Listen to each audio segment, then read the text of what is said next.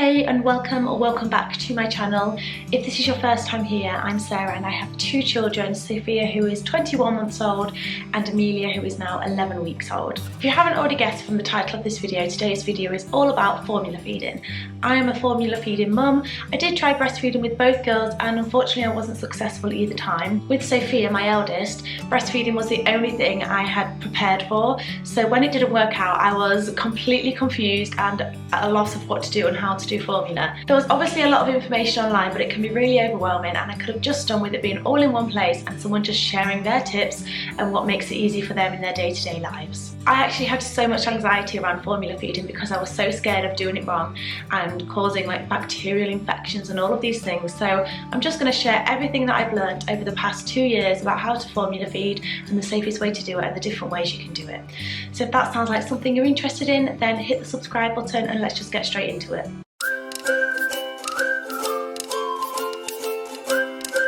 We're going to start with must-haves. Obviously one of the first things you'll think about is the bottles.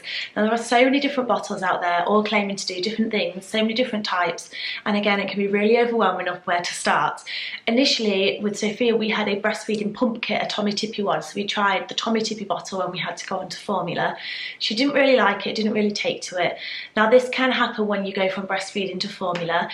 Our midwives advised us to try supermarket owned brands as they said they're just as good and babies often really like them. Sophia did take to them really well and they were a lot cheaper. However, she did suffer with a bit of colic and a bit of reflux and tummy ache, as a lot of babies can do. So we ended up going on to the MAM bottles. This is just one that we use now. Now these are designed at the bottom to let air out so that they help with colic and gas and things like that, and they come apart at the bottom like that.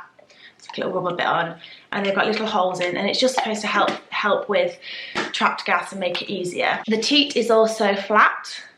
Again, I think that's just supposed to make it a little bit easy for babies. Tommy Tippy do similar ones. There's other brands such as Dr. Brown's, and I've heard great things about all of them. We have just used MAM with both children because they've worked really well. So the first thing is you'll need to figure out what bottles works. I would personally recommend MAM, that's M-A-M, because I do think they're really good, and they have dummies and things, so it's kind of consistency across the teats and that kind of thing.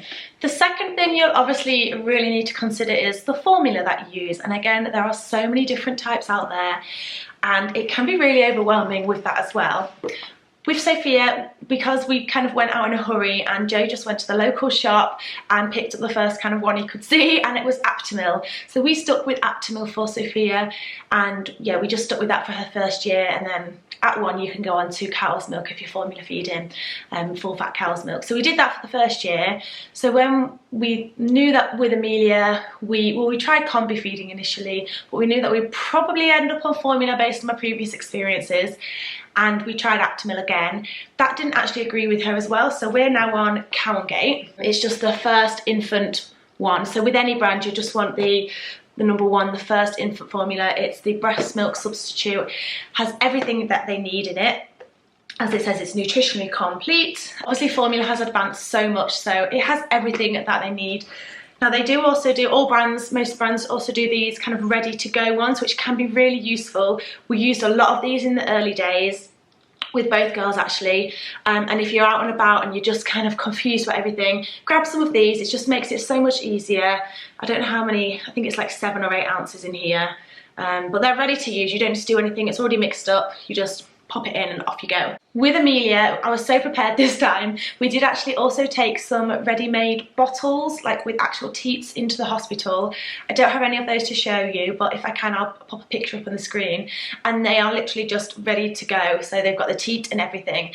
And again, that was really useful because I just wasn't sure what I was going to do, and I did end up doing a bit of formula feeding that first night in the hospital because I was on my own, and it just gave me a chance to kind of have a break. I did then go on to breastfeeding the next day, but it's really useful just to have those available and ready to go. So when you're so tired and sleepy in the first sort of 24-48 hours, if you are formula feeding, it's just easy. I won't spend too much more time on this because it does entirely depend on your baby and what they prefer and you know what's in your local shop or anything like that, but just do your research. They're all pretty much got the same ingredients in. They also all have vitamin D, which is great because then you don't need a supplement. I think it's if you're having more than 500 millilitres a day, if your baby's having 500 millilitres of formula a day, they don't need a vitamin D supplement, whereas if they're breastfeeding they will. So it's just something that you don't have to think about when you're formula feeding. Next thing you will need if you're formula feeding is sterilising equipment. First of all, you'll probably need a bottle brush, something just to kind of clean the bottles out. I would recommend getting a bottle brush because it does help to get rid of all the milk residue. So you can just use soapy water and a bottle brush. They're all slightly different, but this is just the one we've got. I think this was from Amazon, but you can get Milton ones, Tommy Tippy ones, I think. You know, there's all different brands, that kind of thing. So get yourself a bottle brush to get rid of all that milk residue when you're washing. Something to sterilise the actual bottles with. Now you can get these in tablets or liquid. We're currently just using a liquid one. This is Dr. Johnson's, but we actually have no preference of make or anything. Milton is a good one though because you don't need as much in. It's a stronger substance and also it's quicker. This one takes half an hour to sterilise, whereas I think Milton takes 15 minutes, which is quite handy.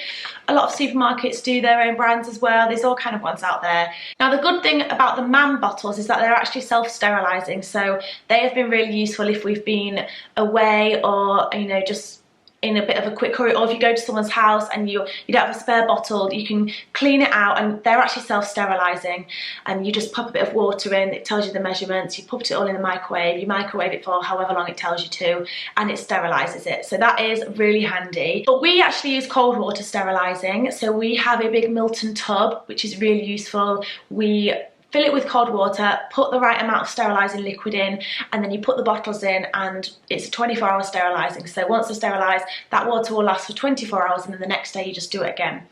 That has worked best for us. Initially, we were given a Tommy Tippy sterilising machine, which you plug in and it's like a steam steriliser, I think. But I actually personally didn't get on with it, but one of my really good friends does get on with her. So I prefer the cold water steriliser because you can just leave it, you can pop things in and out throughout the day, and I don't have to worry about how long it lasts.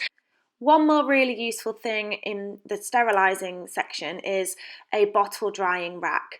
You can use bottles straight from the cold water steriliser, just shake off any excess water, but I find the bottle drying rack has been really helpful for the night feeds because I'm not having to fumble around in the water. I can just pick a bottle up, pick the lid up and go straight from there. Now the next thing I'm going to share is something that isn't essential but is what I would call a lifesaver, and that is the Tommy Tippy Perfect Prep Machine. Like I said, it is not an essential, so please don't think you've got to go out and buy this, but it has saved our lives for those middle of the night feeds when you're in a hurry and you just want to get the bottle made. The Perfect Prep Machine works by adding a hot shot of water to kill the bacteria in the formula, and then adding cool water so that you don't have to wait for it to cool down. It's a perfect temperature and you can feed your baby it straight away. So many people use them and they are so worth it. Trust me, it's one of the best things that we have bought. And now I'm going to share a few things that will be really useful for when you are out and about and preparing formula for like a day out or anything like that. First of all, these little pots for formula. This is a Tommy Tippy one, but other brands do them. MAM do one, which comes like a little triangle with lift up lids. This is just the one that we had from Sophia, and we bought some more for Amelia, and it works really well. So it comes off, you put the formula in there, put the lid on, and then when you're ready to use it, you can take this bit off and it's like a little pouring spout. Really useful. We actually use these in the house as well, so we prepare our formula for the day so it's all ready to go. So again, in the middle of the night you're not scrambling around trying to scoop out formula, it's all ready to go. But obviously they are very handy for when you're going out because it's all prepared and made up for you. Another thing you'll need is a good flask to put some hot water in to make your bottles, especially if you're out for a longer day. This is massive, can you see how big it is? I didn't mean to order this size, but apparently the bigger the flask, the hotter the water stays, which is good because with formula water needs to be 70 degrees or above in order to kill the bacteria in the formula. This keeps it super, super hot and warm. I have prepared this water in the morning and then gone out for the day and used some, and then the next morning when I've cleared my bag out and taken this out, it's still boiling hot. So it's a really good one. If I can find the exact one, I'll link it below. It's just from Amazon. But you need a flask. Some of them actually have a temperature thing on the top, which might be useful so you know that it is above 70 degrees, but a good thermal flask to keep your water hot is essential for when you're out and about. Another thing is something to keep your bottles warm. If you make your bottle up before you go, if you know you're going to be out for just a couple of hours, then this is a Tommee Tippee kind of bottle warmer. Obviously you can get other makes, but this is just the one we got. You just kind of pop your bottle in and it keeps it warm. My baby bag actually does have a thermal bit in it. It has like a thermal pocket. So to be honest, I tend to just use that one, and I use the Tommee Tippee ones if I've made a bottle up, prepare it in advance at home. I'll pop it in there to keep it warm, ready for her next feed. But my bag actually does have one, which is really handy. Okay, now I'm going to move on to making bottles and how to make bottles safely for your baby. I'll start with the traditional way, using a kettle. So use fresh cold water from the tap in the kettle. Don't use pre-boiled water.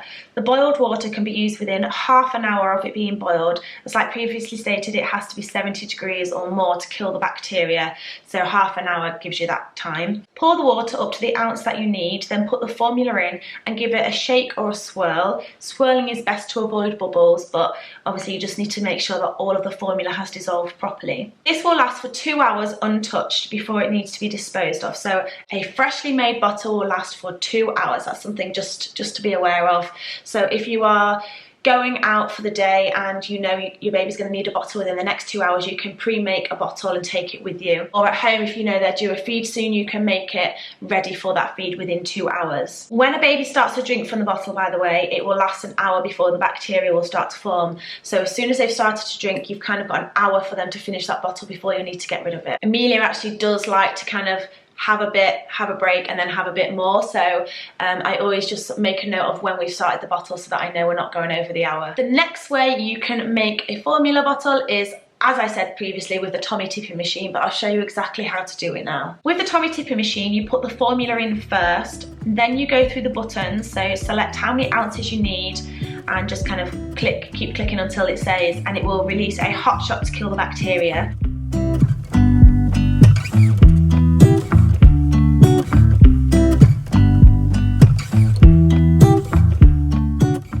You then put the lid on and give it a shake. It will tell you to do this, and then put it back in the machine. It fills the rest up with cool water, therefore the bottle is the perfect temperature.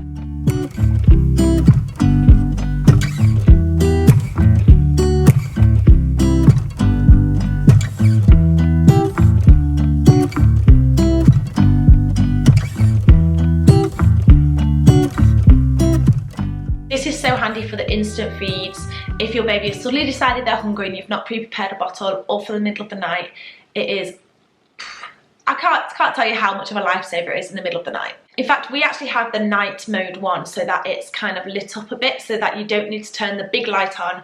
You can just use the machine and you can see what you're doing, and it means that it's not waking you up as well. The third way is probably what is considered the old-fashioned way, and it's not really recommended anymore, but it is to make up bottles and put them in the fridge. We don't personally do this because we just don't have a need to do this, but you can do this, and there is a safe way to do it, but just be aware that it isn't really recommended anymore. So once a bottle has been made fresh up, it can be stored in the back of the fridge for 24 hours, providing it was put there within that 2 hour window of it being made up. If it's past the 2 hours, it doesn't matter if it's in the fridge or not, it won't really work because the bacteria will have started to form in the bottle. Now the way you can warm it up is by putting it in some warm water. I don't think you can really do that with the MAM bottles. I didn't know this, but apparently it sucks the water up, but you could warm it up with warm water, or, and you have to be really careful with this, you could warm it in the microwave. But the risk with that is that it can create hot spots because of the way the microwave heats up things.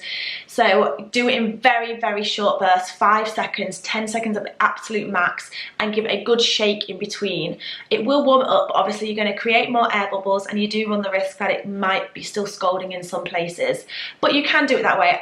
I'm pretty sure this is how like my mum used to do it. My mum had to formula feed me after 6 weeks old, and I'm pretty sure she used to make up the bottles and put them in the back, and a lot of people will say they used to do that, and some people still do it now and have no problems. Okay, so preparing bottles to leave the house then. This was something that used to really panic me with Sophia, but now it doesn't bother me at all. I know exactly what to do, so let me share it with you. So you can make up your bottle as you normally would and take it straight out with you if you know it's going to be within that 2-hour window. Put it in a thermal bag, put it in a thermal pocket if your baby bag has one, and that's good to go. If you're out for a longer day, then this is where your flask will come in handy. So fill your flask up with boiling water. Again, it has to be above 70 degrees. Prepare your formula pots in your little pots and take as many bottles as you need with you for that day. And then you make up your bottle as if you were using a kettle. So you put your hot water from the flask into the bottle, put your formula in, so fill it up to the ounce, put your formula in and give it a shake or a swirl, and then that is your bottle made. It's obviously worth noting that it will be really hot because it needs to be hot enough to kill that bacteria. So try and make it up before the feed. A few times I've been caught out and I have to either go to the toilet and run it under cold water, but sometimes in toilets, like in restrooms, the water comes out warm, so then I've had to like go, if we're in a cafe, go and ask for like a jug of cold water. The more prepared you can be in advance of when you know they'll need a feed, the better, as you're not running the risk of having a crying baby waiting for the bottle to cool down. And of course you can always take these ready-made ones as well if you're not quite confident enough yet, which is what we did in the early days with Sophia. It was just a lot easier until I built up the confidence to kind of prepare it. It sounds silly, like building up confidence, but when you're in the newborn phase and you're sleep deprived, it is quite daunting going out for the day with formula and thinking about all of that. My tip would be to get prepared the night before. If you've seen my recent evening routine, you'll know that I will pop all the formula that I'll need in the bag and the bottles ready for the next day, and then all I have to do is fill up the flask with hot water. And that is everything you will need to be a formula feeding mum, or that is everything I need at least, and it works well for me. There's nothing else that I need. If you found this video because you have suddenly become a formula feeding mum, or you're preparing to become a formula feeding mum, then I hope you found this useful. You can get such an amazing bond with bottle feeding, whether it's express milk or formula, and so please don't let that worry you. We've had a really positive journey with formula feeding, and I was gutted when I had to stop breastfeeding, but I have learned how to have a wonderful experience bottle feeding, and I just love it when they've got it in your arms and you're holding the bottle and they stare up at you and they're just sucking away looking at you, and it is such a lovely bonding experience. And at the end of the day, fed truly is best. So if you're in a panic because breastfeeding hasn't worked for you, please don't be hard on yourself. It's such a hard journey, and breastfeeding is wonderful and amazing, but it is so hard. So please be kind to yourself and know that whatever decision you've made, whether you've made it before the baby's arrived or afterwards, you're doing the best for your baby and best for you as well. If you haven't already, please subscribe to my channel and let me know if there's any other videos that you would like to see. And thank you so much for watching, and good luck with your formula feeding journey. Bye guys!